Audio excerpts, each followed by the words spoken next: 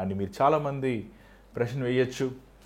మరి మీ అందరికీ తెలుసు, మీరు చాలామంది మీ ప్రార్థన అవసరతల కోసం మీరు ఫోన్ చేస్తున్నారు. మరి మీకోసం ప్రార్థించి అంత మాత్రమే కాదు, కొంతమంది దేవుని సేవకులు వారు వచ్చినప్పుడు వారితో సంభాషించి వారిని గౌరవించి మరలా ఈ అవర్ ఆఫ్ ప్రేయర్ కార్యక్రమాన్ని ఎత్తుకుని మీతో వాక్యాన్ని బోధించాల్సి వచ్చినప్పుడు కొంచెం ఆలస్యం అవుతుంది. ఎందుకంటే దేవుని సేవకుల్ని గౌరవించాలి అని దేవుని వాక్యం సెలవిస్తుంది. నేను వాక్యం చెప్పాలి కాబట్టి మీరు వెళ్ళిపోండి అంటాం సరికాదు అని మరి వచ్చిన సేవకుల్ని వారిని సన్మానించి వారిని తిరిగి పంపించే లోపల కొన్ని ఈరోజు ఆలస్యమైంది. దాన్ని బట్టి మిమ్మల్ని క్షమాపణ అడుగుతున్నాను. మరి ఈరోజు మొదటి తెస్సలోనిక 3వ అధ్యాయం మనం ధ్యానిద్దాము. మరి ఈరోజు వాక్య భాగంలో వాక్యం మీరు చివరి వరకు వినండి. దేవుని దైవ శిష్యులు మీరు పొందండి. దయచేసి ఈ కార్యక్రమం వెళ్ళక ముందు ఒక చిన్న విన్నపం ఏంటంటే, కార్యక్రమం అయ్యే వరకు ఆ చివరి ప్రార్థన చేసే వరకు మీరు మీ ఫోన్ని లేకపోతే మీ టీవీని తిప్పద్దు. సాతాన్ని ఎంత ప్రేరేపించినప్పటికీ వాక్యం సంపూర్ణంగా వినండి. మరి ఈ సమయం ప్రార్థన చేద్దామా? పరిశుద్ధమైన తండ్రి, దయగల ప్రభువా, మరొకసారి నీ బిడ్డలమైన మేము నీ వాక్యాన్ని ధ్యానించుచుండగా నన్ను నీ సులువ చోట మరుగుపరిచి నీ బిడ్డలతో నువ్వు మాట్లాడినైనా ప్రభువా, అల్పున్న అయోగ్యుని నన్ను నీ సేవకి పిలుచుకున్నావు, ఎన్నుకున్నావు. నీ నోటి ద్వారంగా నేను మాట్లాడుతాను వాగ్దానం ఇచ్చిన్నావు. ఈ సమయంలో నాయన నువ్వు హెచ్చించబడు, నువ్వు గణపరచబడు. నీ హృదయంలో ఉన్న మాటలు మాకు దయచేయమని యేసునామములో అడుగుచున్నాం తండ్రి, ఆమేన్. మరి ఈరోజు మొదటి తెస్సలోనిక 3వ అధ్యాయం మనం చూద్దాం. నిన్న మనం మొదటి తెస్సలోనిక 2వ అధ్యాయం మనం చూసాం. మీరు నిన్న వాక్యం మీరు వినకపోతే దయచేసి వినండి. ఎందుకంటే అనేక విషయాలు దేవుడు మనకి బయలుపరిచి ఉన్నాడు. చూడండి, జోసెఫ్ ప్రకాష్ వాక్యం చెప్తున్నాడు అనుకుంటే దానివల్ల మీకు ఏ ఉపయోగం జరగదు. జోసెఫ్ ప్రకాష్ మీద ఉన్న ప్రభు వాక్యం చెప్తున్నాడు అని మీరు గ్రహిస్తే దాన్ని బట్టి మీ జీవితంలో ఎంతో ప్రభావితము దేవుని స్పందన మీరు అనుభవించవచ్చు. కాబట్టి కొన్నిసార్లు వాక్యం వింటున్నప్పుడు చాలామంది మీరు అంటున్నారు, వాక్యము మాకు అనుకూలంగా లేదేంటి, మేము ఆశించినట్లు లేదేంటి. చూడండి, ఇది న్యూస్ వార్తలు కాదు, లేకపోతే ఒక ఎంటర్టైన్మెంట్ ప్రోగ్రాం కాదు, లేకపోతే కాలక్షేపం కార్యక్రమం అసలే కాదు. ఇది దేవుని చిత్త ప్రకారము ఈ కార్యక్రమం అవర్ ఆఫ్ ప్రేయర్ కార్యక్రమాన్ని దేవుని హృదయంలో ఉన్న మాటల్ని మీకు ప్రకటిస్తానికి దేవుడు కోరుకున్నాడు. కాబట్టి వాక్యానుసారంగా మీరు సరిచేయబడాలి కానీ, సరిదిద్దబడాలి కానీ, వాక్యము మీ పాపముని లేకపోతే మీ కఠినమైన హృదయాన్ని లేకపోతే మీ వ్యసనాలని ప్రోత్సాహపరిచేందుగా లేకపోతే దానిలో కొనసాగించేలాగా ఉండాలనేది మాత్రం అనుకోవద్దు. కొంచెం కఠినంగా చెప్పాలి వాక్యం, ఎందుకంటే ముళ్ళుతోనే తీయాలంటారు కదా. ఈరోజు విశ్వాసులకి, రక్షించబడిన వారికి, యేసు ప్రభుని సంవత్సరాలు వెంబడించేవారు ఈరోజు వారే యేసు ప్రభు విరోధులుగా ఉన్నారు.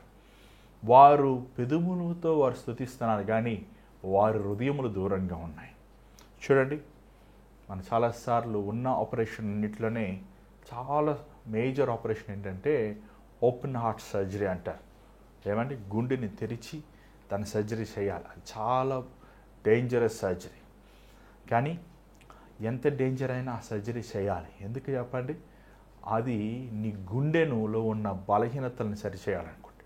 అలాగని దేవుని వాక్యము కూడా నీ హృదయములో ఉన్న కపటము, నీ హృదయములో ఉన్న ద్వేషము, నీ హృదయములో ఉన్న దేవుని విరోధమైన కార్యాలు అవి సరిచేయబడాలనేదే, సరిదిద్దబడేదే నిజమైన దేవుని వాక్యం. కాబట్టి మీకు అనుకూలంగా లేదనుకొని బాధపడద్దు, చింతించద్దు. కానీ దేవుడు ఏం చెప్తున్నాడు విని దాని ప్రకారం సరిచేసుకుందాం. మనం దేవుని ప్రియమైన వారుగా ఉందాం. ఒక దినమున మనం ప్రభువుతో నివసించాలి. నిత్యమైన రాజ్యములో మనం ఉండాలి. అది మనం నిరంతరమైన స్థలము.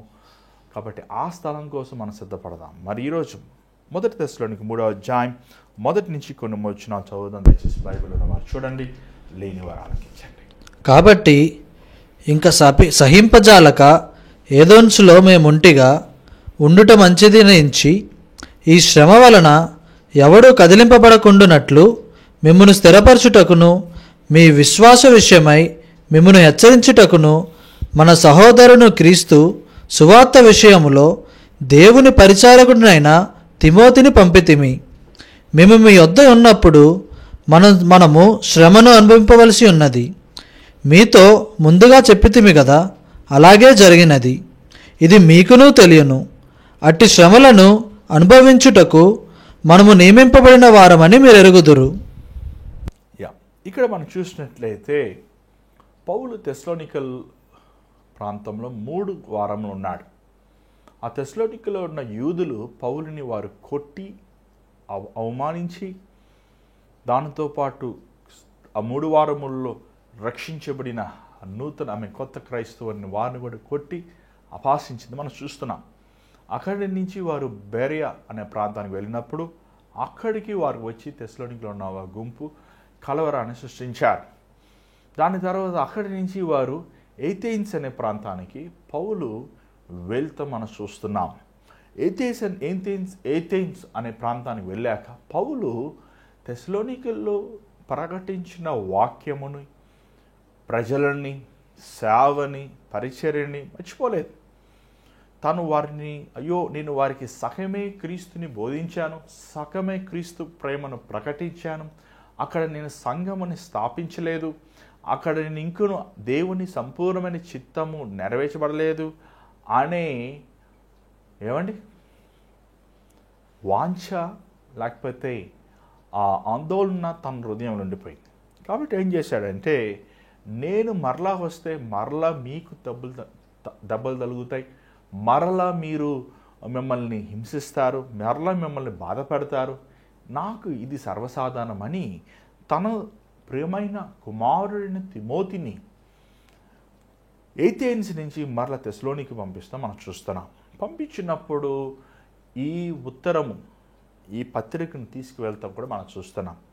మరలా అక్కడ తిమోతి వెళ్ళి అక్కడ జరిగిన సంగతులు మరలా తను తీసుకొచ్చి పౌలుకి తెలియజేసినట్లు కూడా మనం చూస్తున్నాం. సో పౌలు ఇక్కడ చూసినట్లయితే శ్రమలు అనే మాటను వాడుతున్నాడు. శ్రమలు ఇంగ్లీష్లో చాలా బాగుంది. ట్రయల్స్, ట్రిబులేషన్స్, సఫరింగ్, పర్సిక్యూషన్, శ్రమలు. ఈరోజు క్రైస్తవ లోకములో చాలామంది బోధకులు బోధిస్తానికి ఇష్టపడరు. ఏంటంటే శ్రమలు. చూడండి, మనం ఇరుకైన మార్గం వెళ్ళినప్పుడు ఆ ఇరుకైన మార్గములో శ్రమలుంటాయి. ప్రభువే అన్నాడు, ఈ లోకము మిమ్మల్ని ద్వేషిస్తుంది, ఈ లోకం మిమ్మల్ని అపహాసిస్తుంది, ఈ లోకం మిమ్మల్ని నిందిస్తుంది, ఈ లోకము మిమ్మల్ని తునీకరిస్తుంది. యజమానుడి కంటే దాసుడు గొప్పవాడా? యేసుని ఎలాగ ఈ లోకము తీర్పు తీర్చిందో, హింసించిందో, అవమానించిందో, యేసుని వెంబడించిన ప్రతి ఒక్కడికి అదే స్థితి కలుగుతుంది. కానీ ఆ మాట అంటూ ధైర్యముని తెచ్చుకోండి, నేను లోకముని జయించాను అని యేసు ప్రభు చెప్తున్నాడు. చూడండి, క్రైస్తవ జీవితం అంటే చాలామంది యేసు ప్రభుని నమ్ముకుంటున్నారు. ఎందుకు నమ్ముకుంటున్నారు? తాత్కాలికమైన ఆశీర్వాదాలు, తాత్కాలికమైన దీవెనలు, లోక సంపదలు, లోకములో ఉన్న ధనములు, ఐశ్వర్యములు, చదువు సంజలు ఈ పొందుకొని లోకములో సుఖమైన జీవితం బ్రతకాలని ఒక ఆశతో, వాంఛతో అనేక మంది ఈరోజు యేసు ప్రభుని నమ్ముకుంటున్నారు. చూడండి ప్రియమైన దేవుని బిడ్డలారా, బైబిల్లో రాయబడి ఎవడైనాను దైవిక సారముగా జీవించాలి, దేవుని వాక్యం సారంగా జీవించాలంటే వాడికి శ్రమలు తప్పవు. చూడండి, ఈరోజు చాలామంది బోధ, చాలామంది ప్రకటన సుఖము గురించి, అభివృద్ధి గురించి, ఆశీర్వాదం గురించి మనం బోధిస్తున్నాయి. సంతోషమే, బోధించాలి. నిజంగా సమాధానం ఉంటుంది, అభివృద్ధి ఉంటుంది, శ్రమ ఉంటుంది, అదే సమయంలో నింద ఉంటుంది, ఘనత ఉంటుంది, అవమానం ఉంటుంది. దేవుడే చెప్పాడు, ఎవడైనాను నా నిమిత్తము తన తండ్రినైనను, తల్లినైనను, అన్ననైనను, అక్కనైనను, చెల్లినైనను, భార్యనైనా, పిల్లలైన విడిచిపెడితే ఈ లోకములో పరలోకములో వారి ఘనత ఉందని, నా నీతిని, నా రాజ్యాన్ని మొదటి వెతకండి, మీకు సమస్తం అనుగ్రహిస్తాను ప్రభువే అన్నాడు. కానీ ఒక నిజమైన క్రైస్తవ జీవితము మనం యేసులాగా జీవించాలని ఆశించినప్పుడు మన సొంత వారే మనకి విరోధులైపోతారు, మన స్నేహితులే మన శత్రువులు అయిపోతారు. మనం ఆశించిన వాటివి యథార్థ మార్గంలో మనం వెళ్ళాలనుకున్నప్పటికీ అవి మనకు జరగవు. అలాంటి సమయంలో చాలాసార్లు మనం దేవుని మీద కోప్పడుతుంటాం, దేవుని మీద బాధపడుతుంటాం. ఎందుకు పౌలు తెస్సలోనికలో దేవుని చిత్తానుసారంగా కదా వెళ్ళాడు, ప్రార్థన చేసుకునే కదా వెళ్ళాడు, దేవుని సేవ చేయాలనే కదా వెళ్ళాడు, ఆత్మలు రక్షించాలని వెళ్ళాడు కదనే వెళ్ళాడు. మరి ఎందుకు దేవుడు తనకి అనుకూలమైన పరిస్థితి కలిగి చేయలేదు? ఎందుకు అవమానము, ఎందుకు ఆ నింద, ఎందుకు ఆ బాధ? పౌలు మాత్రము దెబ్బతినలేదు కదా. పౌలుతో ఉన్న తిమోతి సైలస్ మాత్రం దెబ్బతినలేదు కదా. విశ్వాసులు కూడా దెబ్బలు తిన్నారు, స్త్రీలు దెబ్బలు తిన్నారు, పిల్లలు దెబ్బలు తిన్నారు. అది ఎంత బాధాకరమైన విషయం. దేవుడు ఇంత గొప్పవాడైతే ఎందుకు మనం దెబ్బలు తినాలి? ఎప్పుడైనా మేము ఆలోచించారా? చాలాసార్లు మనం చాలామంది అనుకుంటాం, దేవుడు ఇంత గొప్పవాడు కదా, ఎందుకు నా జీవితంలో ఇంత పోరాటము, ఎందుకు నా జీవితంలో ఇన్ని సమస్యలు, ఎందుకు నా జీవితంలో ఇంత కన్నీరు? ఎప్పుడైనా మీరు అలాంటి పరిస్థితుల ద్వారా వెళ్ళారా? చూడండి, ఈ లోకము దేవుడిది కాదు, ఈ లోకము అధికారి అపవాది. యేసు ప్రభు లోకము వేరే లోకము. ఆ లోకములో మనకి కన్నీరైనను, దుఃఖమైనను, వేదనైనను, బాధ అయినను, నొప్పైనను లేదు. ఈ లోకము తాత్కాలికమైన లోకము, కొంతకాలం మాత్రమే ఇక్కడ ఉంటాం మనం. నిరంతరమైన స్థలము యేసు ప్రభు స్థలం, యేసు ప్రభు ఉండే స్థలము అది పరలోకము. అక్కడ మనల్ని ఆదరించబడేవారు, అక్కడ దేవుడు మనల్ని ఓదార్చేవారు, మనల్ని బలపరిచే, మనం నిరంతరమైన నివసించే స్థలం. చూడండి, బైబిల్లో చాలామంది భక్తులు మనం చూస్తున్నాం. పాత నిబంధనలో, కొత్త నిబంధనలో చూస్తున్నాం. కొత్త నిబంధనలో పరిశుద్ధాత్మతో నింపబడిన ప్రతి ఒక్కడు క్రీస్తు కోసం హతసాక్షులయ్యారు. వారు చెల్లాచెదరబెట్టబడ్డారు. వారు కరువులతో, శత్రువులతో, లేకపోతే క్రీస్తుకి విరోధుల చేతుల్లో అనేక మంది బలయ్యారు. కానీ వారు యేసుని విడిచిపెట్టలేదు. ఎందుకంటే వారి దేహాన్ని గురించి, దేహ సంబంధమైన వారి గురించి వారు మనసు పెట్టలేదు. కానీ ఆత్మ సంబంధమైన పాప విమోచన వారికి కలిగింది. నిశ్చయమైన పరిశుద్ధాత్మను వారి హృదయంలో నివసించాడు. వారికి తెలుసు వారు దేవుని రాజ్యానికి వెళ్తారు. ఫర్ ఎగ్జాంపుల్, స్టెఫెన్ను మనం తీసుకుందాం. స్టెఫెను మొదటి హతసాక్షి. స్టెఫెను రాళ్ళతో వేసి కొట్టబడుతున్నప్పుడు తను ఏం చూచాడు? తండ్రి కుడిపార్శ్వన కుమారుడైన యేసు ప్రభు తన సింహాసనం నుంచి లేచి నిలబడతా చూశాడు. తను అక్కడ కేకలు వేస్తాం కానీ, ఆందోళన పొందుతాం కానీ, తను దూషిస్తాం కానీ లేదు. కానీ తను చివరిగా ప్రార్థిస్తాడు, తండ్రి ఈ దోషము వీరి మీద, వీరి పిల్లల మీద ఉంచొద్దు నాయనా అని. వాక్య భాగాలు మనం చదివినట్లయితే తాను రుద్రించును అని ఉంటుంది. తాను చేసిన ఆ చివరి ప్రార్థన ద్వారంగా సౌలైన పౌలుని దేవుడు మార్చాడు. ప్రియమైన దేవుని బిడ్డలారా, ఈ జీవిత యాత్రలో మనం ఎంతకాలము జీవించినా మనకి పోరాటాలు తప్పవు. ఈరోజు నీ కడుపు నొప్పి పోయిన మాత్రాన, తలపోటు పోయిన మాత్రాన, నీ ఆర్థిక ఇబ్బందులు తొలగిపోయిన మాత్రాన, నువ్వు ఎగ్జామ్లో పాస్ అయిన మాత్రాన, నీకు ఉద్యోగం వచ్చిన మాత్రాన, నువ్వు ఇల్లు కట్టుకున్న మాత్రాన నీ జీవితంలో ఇంక ఎన్నడూ ఎలాంటి పోరాటాలు ఉండవు, నేను సంపూర్ణమైన సాఫీగా వెళ్ళిపోతాను అనుకుంటాం. నీ వెర్రితనం. మనకి ప్రతిరోజు, ప్రతి దినము, ప్రతి గడియ దేవుని బిడ్డలమైన మనకి అపవాది సంబంధమైన దురాత్మశక్తులకి పోరాటం అనేది జరుగుతుంది. మనం పోరాడేటప్పుడు ఏమవుతుంది తెలుసా? మనం కొన్నిసార్లు గాయాలు పడతాయి, మనం అలసిపోతాం, మనం నిరాశ చెందుతాం, మనం కృంగిపోతాం. కానీ విజయము యెహోవాదే. ఎఫెసీ గ్రంథం 6వ అధ్యాయం మనం చూస్తున్నాం కదా, సర్వాంగ కైచమును వేసుకొని సిద్ధపాటైన జోడి వేసుకొని ఉండండి. చూడండి ప్రియమైన దేవుని బిడ్డలారా, పౌలు శ్రమల్ని చూసి భయపడలేదు. పౌలుకి తెలుసు తెస్సలోనికల్లో తను రాయి దెబ్బలు తింటాడు, తను కొడాతో కొట్టబడతాడు, తను దూషించబడతాడు. కానీ పౌలు భయపడలేదు, బాధపడలేదు. పౌలు శ్రమల్ని చూసి క్రీస్తుని వదిలేయలేదు. ఈరోజు చాలామంది మనము యేసుని వదిలేసి వెనక్కి వెళ్ళిపోతున్నాం. యేసుని వదిలివేసి పాత బ్రతుక్కి, పాత జీవితానికి వెళ్ళిపోతున్నాం. నీకు మేలు జరిగితేనే దేవుడా, కీడు జరిగితే దేవుడు కదా? యోబుని మనం చూస్తున్నాం, యోబు జీవితంలో మనం చూస్తున్నాం. యోబు యథార్థపరుడని దేవుని వాక్యం సెలవిస్తుంది. నీతిమంతుడు, తనలాంటి ప్రార్థనాపరుడు తన తరములో ఎవరు లేడు. కానీ యోబుకు వచ్చిన శోధన మీరు చూసారా? ఎంత భయంకరమైన శోధన. తన 10 మంది యవన బిడ్డలు మరణించారు, తన ఆస్తి అంతా కోల్పోయింది, తన పనివారు, తన సొంత వారు అందరూ వదిలివేశారు, తన ఆరోగ్యము కృషించిపోయింది, తన ఏకైన భార్య తనని దూషించింది, తన స్నేహితులు తన కత్తిపోట్లాంటి మాటలు మాట్లాడుతున్నాడు. కానీ యోబు ఏమంటున్నాడు? దేవుడిచ్చును, దేవుడు తీసుకోను, దేవునికే స్తోత్రం. చూడండి, ఈరోజు చాలామంది మనం భక్తులు అవ్వాలని ఆశిస్తుంటాం. ప్రభా నన్ను నీతిమంతుడిగా చెయ్యి, ప్రభా నన్ను నమ్మకస్తుడిగా చెయ్యి, నన్ను యథార్థపరుడిగా చెయ్యి, నన్ను ఏమండి నన్ను మోసేలాగా ఆశీర్వదించు, సహనము నాకు దయచేయి, ఓర్పు నాకు దయచేయి, ఆశా నిగ్రహం నాకు దయచేయి, నన్ను అలాగే చేయి, ఇలాగే చేయి అని దేవుని మనం అడుగుతుంటాం. కానీ నువ్వు చక్కబడకుండా, బెర్రకొట్టబడకుండా, కాల్చబడకుండా, తొక్కబడకుండా నువ్వు ఎలాగ పవిత్రపరచబడగలుగుతావు? చూడండి, బంగారం మట్టిలో నుంచి తీసినప్పుడు అది ఎందుకనే పనికొస్తుందా? ఏమండి, ఎప్పుడైనా చూసారా? బంగారం ఉంగరం రూపంలో ఉంటుందండి బంగారం? లేదు. బంగారం మనకు ఉంగరం రూపంలో ఉండదు. కానీ బంగారము అది తీసినప్పుడు ఒక రూపము లేని ఒక షేప్ లేని రూపంలో ఉంటుంది. కానీ ఆ కంసాలి ఏం చేస్తాడు?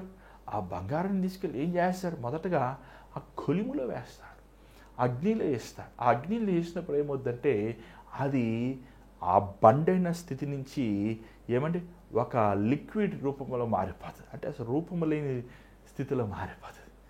చాలాసార్లు దేవుడు మనల్ని కొలిమిలో వేసినప్పుడు ఏమవుతుందంటే మనలో ఉన్న గర్వము, మనలో ఉన్న స్వార్థము, మనలో ఉన్న లోకాశలు, మనలో ఉన్న శరీరీచ్ఛలు, మనలో ఉన్న క్రీస్తు కార్యాన్ని అవన్నీ అపవిత్రమైనవన్నీ మనలో నుంచి తొలగిపోతాయి. ఏమండి, మీరు ఎప్పుడన్నా బంగారు షాప్కి వెళ్ళినప్పుడు ఏమైనా అక్కడ మనం చాలాసార్లు 22 క్యారెట్ ఉంటుంది, 18 క్యారెట్ ఉంటుంది, 14 క్యారెట్ ఉంటుంది. ఏమండి, కొన్నిసార్లు 24 క్యారెట్ అని మనం చూస్తుంటాం. మరి మన భారతదేశంలో ఉండదేమో కానీ దుబాయ్ ఎయిర్పోర్ట్లో మీరు వెళ్తే చూడొచ్చు. ఏమని 24 క్యారెట్లు గోల్డ్ అని రాసుంటాయి, పెద్దగా రాసుంటాయి. అక్కడ 24 క్యారెట్ గోల్డ్ అంటే ఏంటి? అక్కడ మీరు చూసినట్లయితే ఆ బొమ్మ మీద రాసి ఉంటుంది ఏమంటే 99.9% పవిత్రమైనది. అంటే అక్కడ కూడా 1% అపవిత్రత ఉంటుంది. అంటే అది ఎంతగా పవిత్రపరచబడిందో, అది ఎంతగా విలువైనదో, అది అంతగా ఖరీదైనది. దేవుడు కూడా మన జీవితంలో అనేక సార్లు అనేక స్థితిగతులను మన జీవితం అనుభవిస్తాం. ఎందుకంటే మనం విలువైన వారుగా అవ్వాలని దేవుడు మోషేని ఎడారికి పంపించాడు. 40 సంవత్సరములు ఒక పాఠమే నేర్పించాడు. ఏంటంటే సహనాన్ని నేర్పించాడు. నా సేవకుడు మోషే మిక్కిలి సాత్వికుడు అని ప్రభువే సలహా ఏమండి పట్టామిచ్చాడు. అబ్రహాము ఏమంటే నా స్నేహితుడు అన్నాడు. 25 సంవత్సరాలు దేవుడు వెంబడించాక దేవుడిచ్చిన ఏమంటే డిగ్రీ ఏంటి? నా ప్రియమైన స్నేహితుడు. దావీదుకి ఏమిచ్చాడండి దేవుడు? నా హృదయానుసారమైన వాడు. ఎన్ని కష్టములు, ఎన్ని నిందలు, ఎన్ని అవమానాలు, ఎన్ని పోరాటాలు భక్తులకు కూడా తప్పలేదు. ఇంకా మాటలు చెప్పాలంటే వారు భక్తులుగా అవుతానికి కారణం ఏంటంటే పోరాటాలు. ఇక్కడ మనం చూసినట్లయితే పౌలు ఈ స్థితిగతులను చూసుకుంటూ ఈ శ్రమలు మనకు తప్పవని చూసుకుని మరలా నేను వెళ్తే మరలా మిమ్మల్ని కొడతారు అని చెప్పి తిమోతిని పంపిస్తూ మనం చూస్తున్నాం. 5వ వచనం చదవండి ఒకసారి. ఇందుచేత నేను ఇకను సహింపజాలక శోధకుడు మిమ్మల్ని ఒకవేళ శోధించునేమో అనియు మా ప్రయాసము వ్యర్థమైపోయానేమో మీ విశ్వాసము తెలుసుకునవలనని అతని పంపితిని. చూడండి, చాలాసార్లు మనం సంఘములో 1 సంవత్సరం రక్షించబడిన వారు ఉంటారు, 10 సంవత్సరాలు రక్షించబడిన వారు ఉంటారు.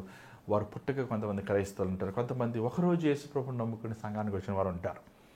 చూడండి, ఒకే రోజు మనము విశ్వాస జీవితంలో సంపూర్ణులు అవ్వాలంటే అసాధ్యం. కాబట్టి ఇక్కడ వీరు 3 వారాలకే వాక్యం చెప్పాడు పౌలు. కానీ పౌలు భయం ఏంటంటే, లేకపోతే పౌలు హృదయంలో ఉన్న పోరాటం ఏంటంటే, వీరు ఆ నిందలు, ఆ శ్రమలు అన్నీ చూసి యేసుని వదిలేశారా? వీరు వెనక్కి వెళ్ళిపోయారా? లేకపోతే వీరు ఏమంటే రాలిపోయారా?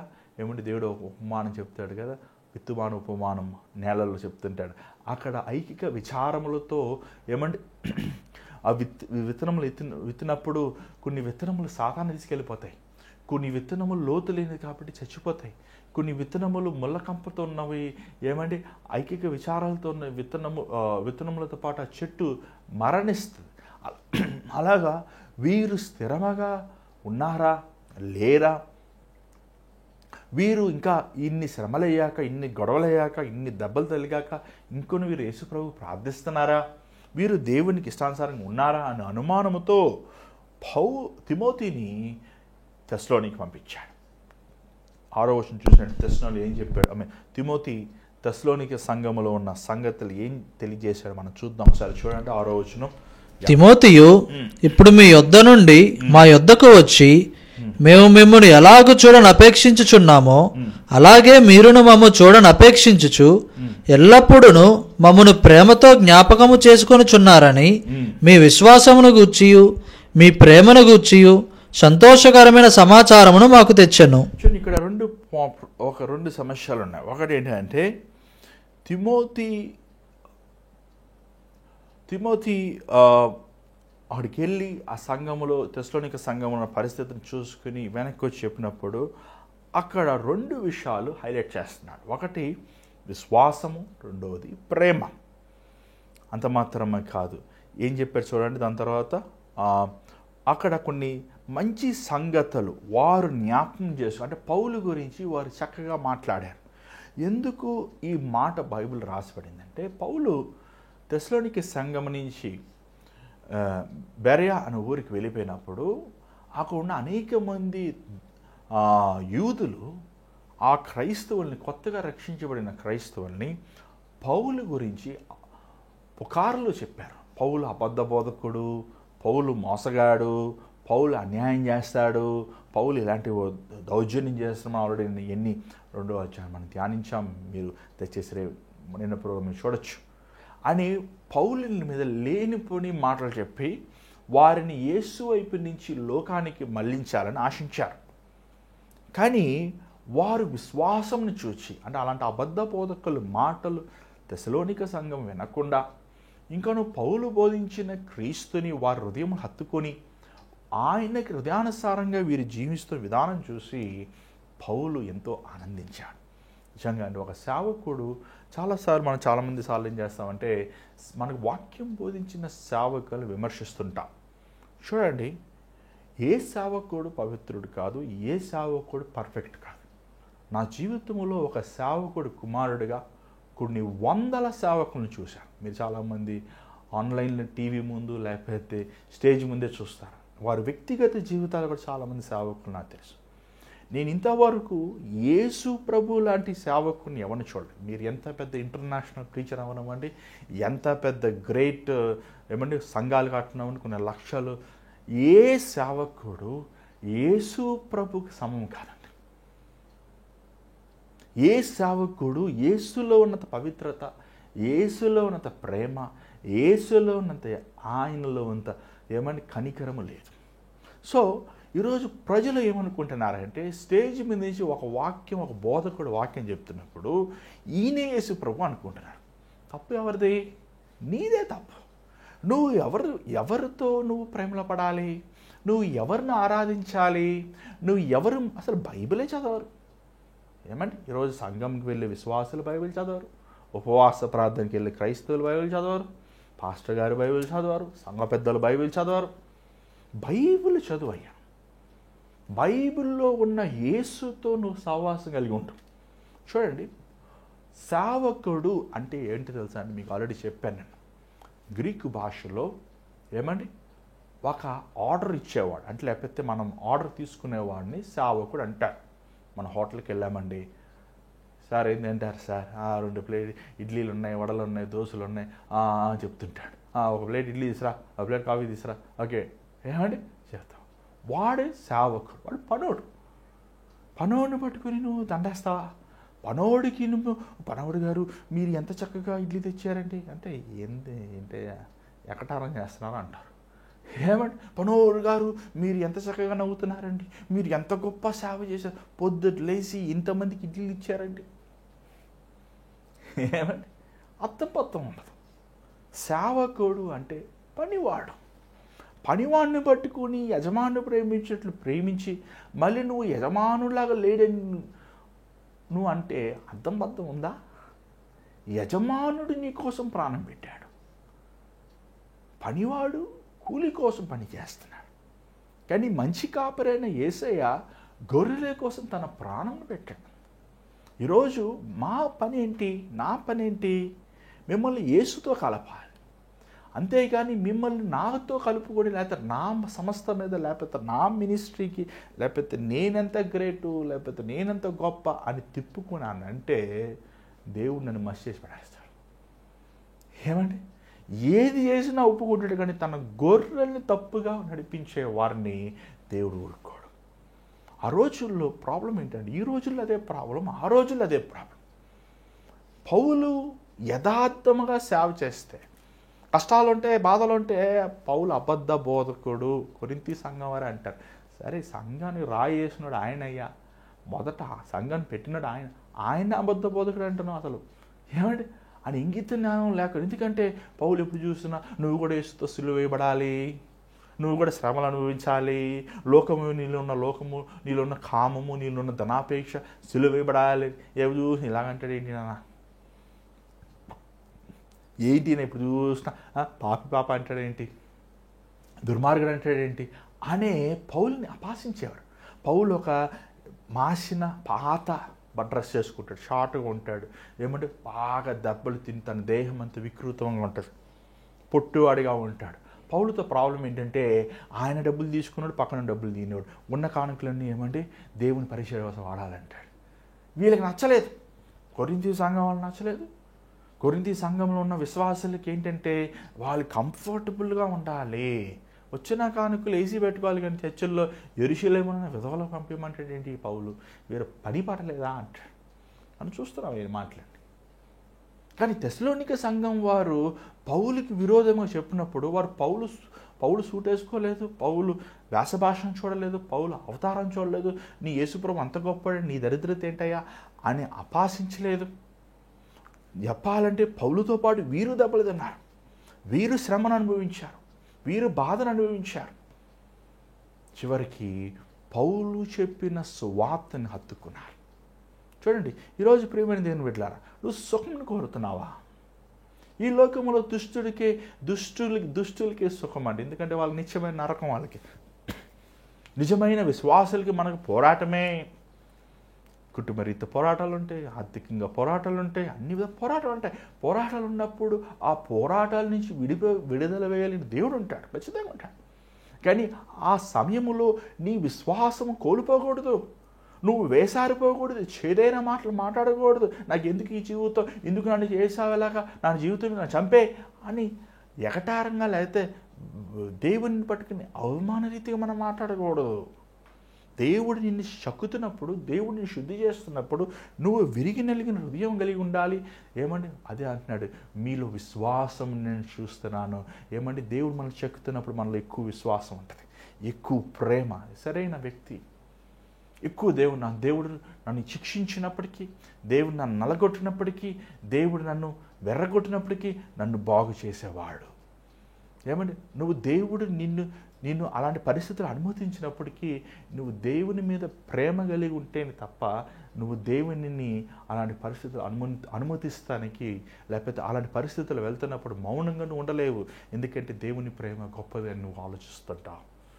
ఇక్కడ చూసినట్టు విశ్వాసము ప్రేమను ఒక వ్యక్తి దేవుని మీద చూపిస్తున్నప్పుడు ఆటోమేటిక్గా దేవుని సేవకుడి మీద కూడా చూపిస్తాడు. కొంచెం ముందుకు వెళ్దాం. 7వ వచనం చూడండి దయచేసి. అందుచేత సహోదరులారా, మా ఇబ్బంది అంతటిలోను శ్రమ అంతటిలోను మీ విశ్వాసమును చూచి మీ విషయములో ఆదరణ పొందితిమి. ఏలయనగా మీరు ప్రభువునందు స్థిరముగా నిలిచితిరా, మేము బ్రతికినట్టే. మేము మీ ముఖము చూచి మీ విశ్వాసంలో ఉన్న లోపమును తీర్చునట్లు అనుగ్రహించుమని రాత్రింపగలు అత్యధికముగా దేవుని వేడుకొనుచుండగా, మా దేవుని ఎదుట మిమ్మును బట్టి మేము పొందుచున్న యావత్తు ఆనందము నిమిత్తము దేవునికి తగినట్టుగా కృతజ్ఞతాస్థుతులు ఎలాగా చెల్లింపగలము? చూడండి, పౌలు దిగులు పడుతున్నాడు. ఎందుకని దిగులు పడుతున్నాడు? దాని దిగులేంటి? వీళ్ళు ఎక్కడైనా లోకానికి వెళ్ళిపోయారా? నాతో పాటు తన్నులు తిన్నారు, వీరు యేసుప్రభుని వదిలేశారా? నాతో పాటు అవమానించబడ్డారు, నిందించబడ్డారు, శ్రమలు అనుభవించారు, వీరు వెళ్ళిపోయారా? ఈయన ప్రార్థన అంతా ఇదే. అయ్యా, వారు విశ్వాసంలో పడిపోకూడదయ్యా. అయ్యా, వీరు కొంచెం కొత్త క్రైస్తవులు, వీరు ఇప్పుడే నీలోకి వచ్చారు, ఇప్పుడే నీ ప్రేమను గ్రహించుకున్నారు, వీరు లోకాల్లో మళ్ళీ వెళ్ళిపోకూడదు ప్రభువా. చూడండి, ఒక సేవకుడు సంఘము కోసం ప్రార్థించినప్పుడు దేనికోసం ప్రార్థన చేయాలి?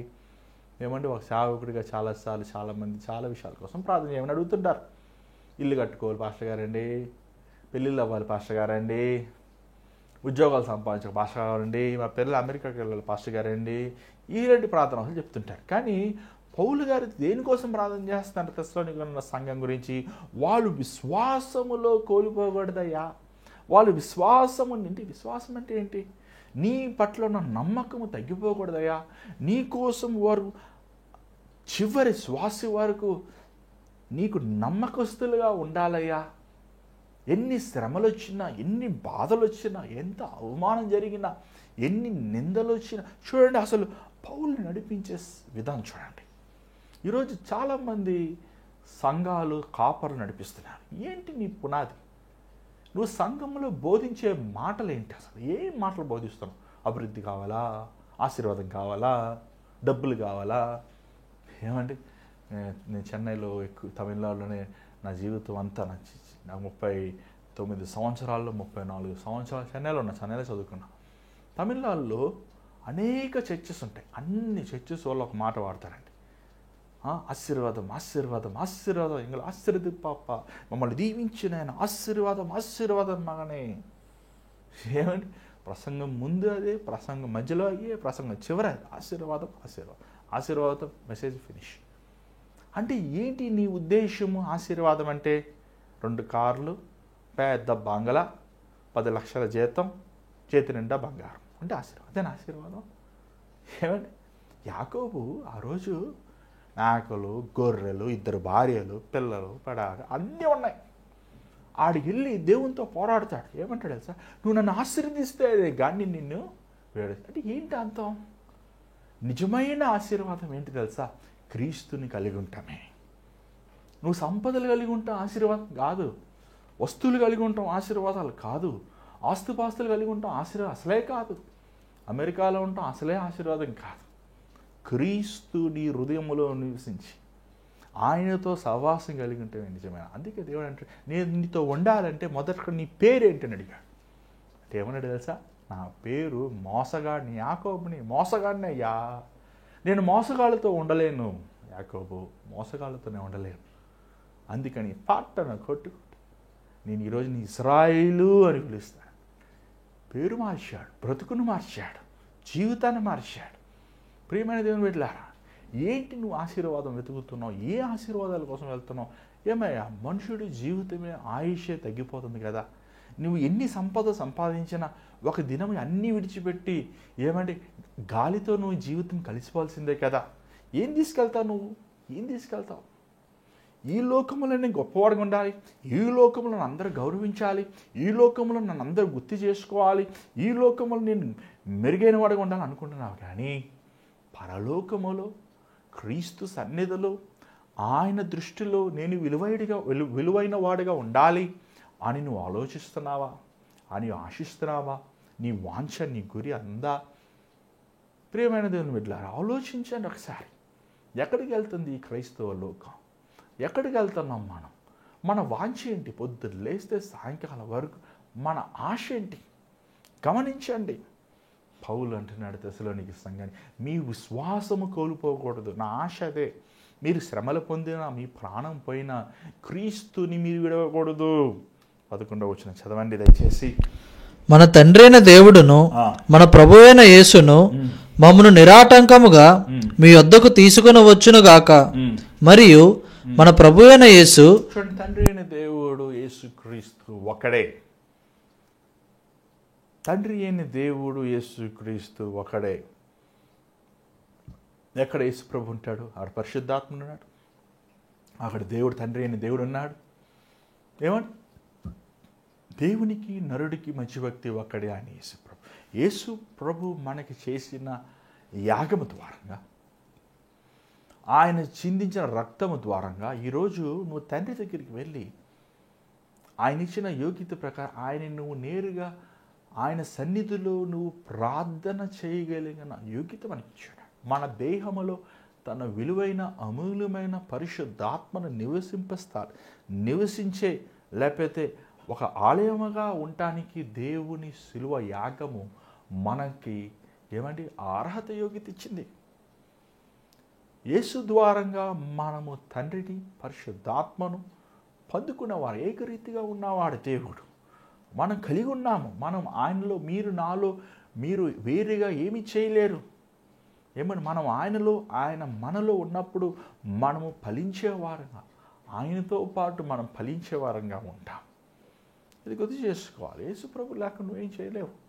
యేసు లేకుండా నీకు తండ్రి తెలియదు. యేసు లేకుండా నీకు పరిశుద్ధాత్ముడు లేడు.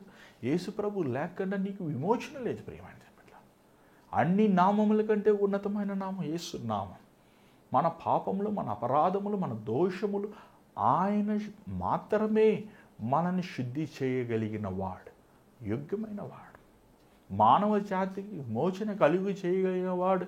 ఈ భూలోకములో, ఈ పరలోకములో, సర్వ సృష్టిలో ఉన్న యేసు ప్రభు ఒక్కడే. ఆయన ద్వారంగా మనకి నిత్య జీవం, పరలోకము మనకు అనుగ్రహించబడింది.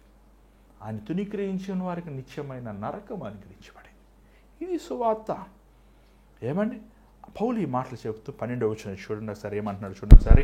మరియు మన ప్రభు అయిన యేసు తన పరిశుద్ధులందరితో వచ్చినప్పుడు మన తండ్రి అయిన దేవుని ఎదుట మీ హృదయములను పరిశుద్ధత విషయమై ఆనందమైనవిగా ఆయన స్థిరపరచుటకై మేము మీ ఎడల ఎలాగ ప్రేమలో అభివృద్ధి పొంది వర్ధిల్లుచున్నామో అలాగే మీరును ఒకని ఎడల ఒకడు మనుష్యులందరి ఎడలను ప్రేమలో అభివృద్ధి పొంది వర్ధిల్లినట్లు ప్రభు దయచేయునుగాక. This is very important. ఈరోజు నేను దేవుని ప్రేమిస్తున్నాను, నా పగవాడి సంగతి అవసరం లేదంటే that is not the right religion.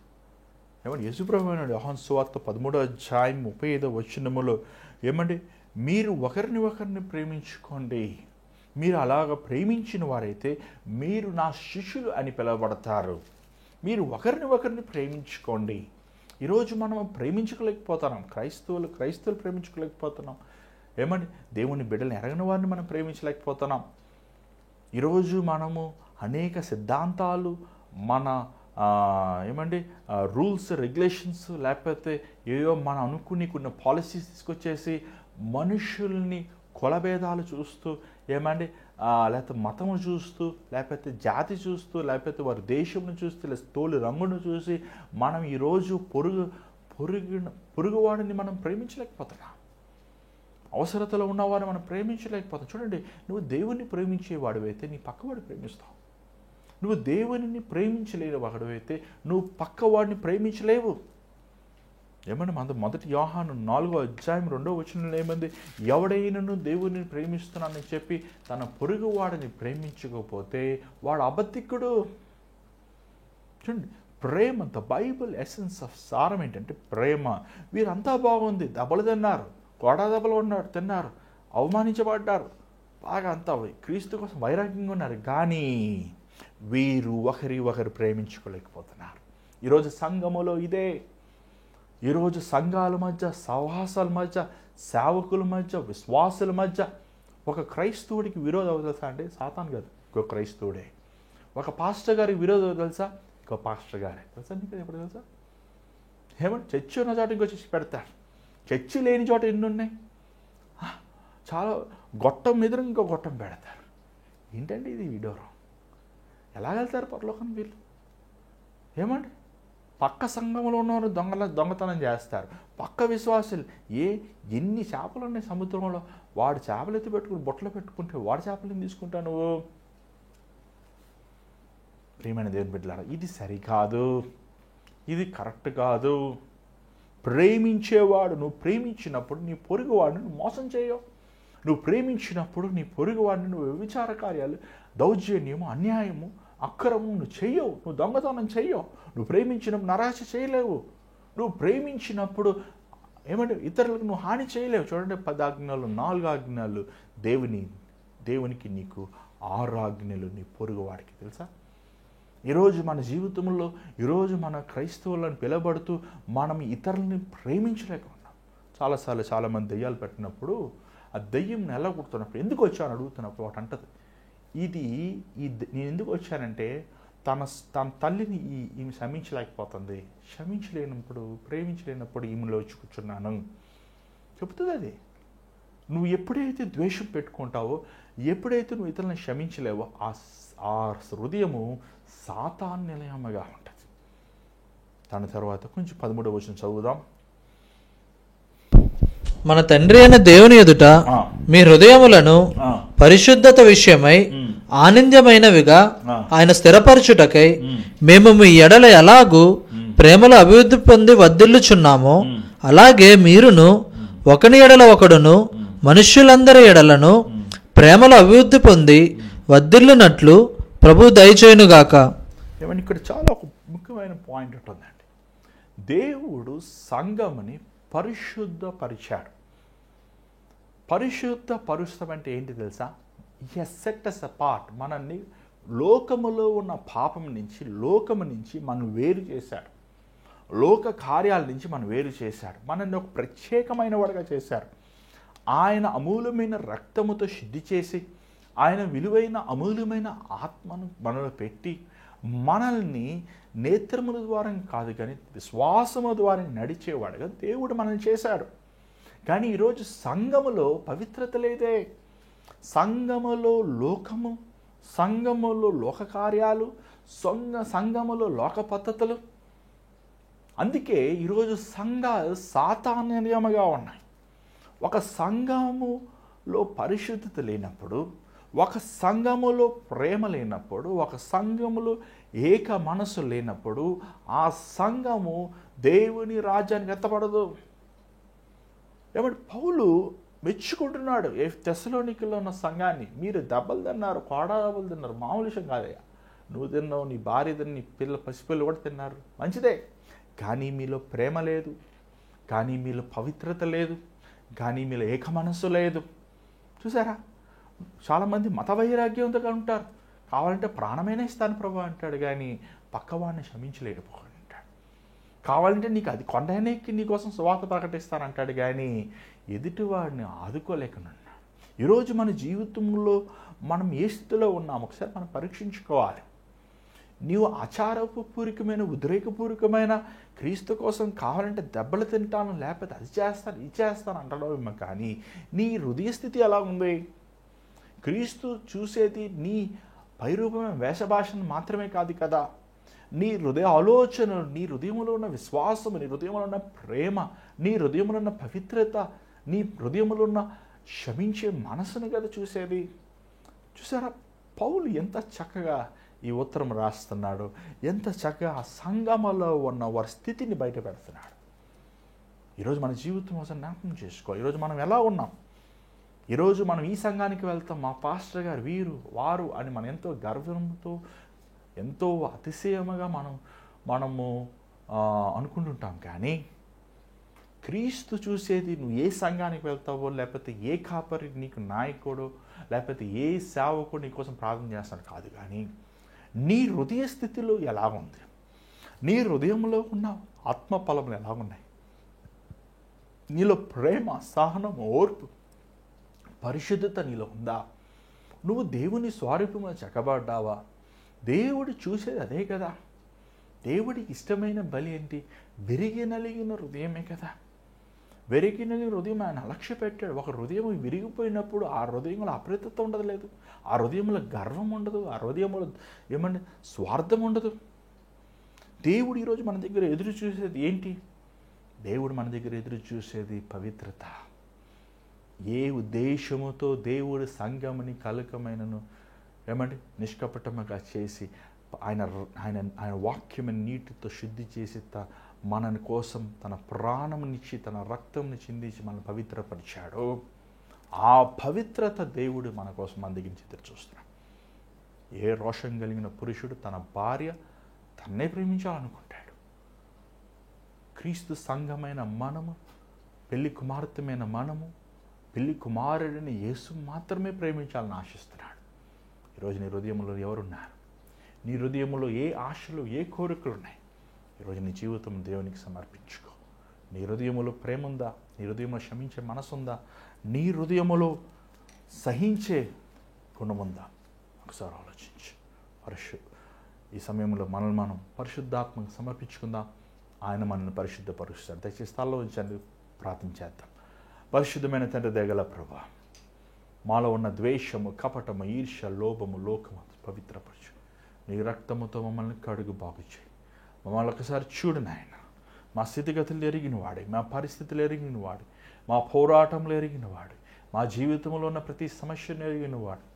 అయ్యా, అనేక సార్లు మేము పై రూపమైన వేషభాషలతో నేను సంతోషపెట్టాలని ఆశిస్తున్నాను. కానీ నువ్వు ఆశించేది, నువ్వు మా దగ్గర నుంచి ఎదురు చూసేది హృదయానుసారమైనవి అనేది మేము గ్రహించుకోవడానికి సహాయం చేయి.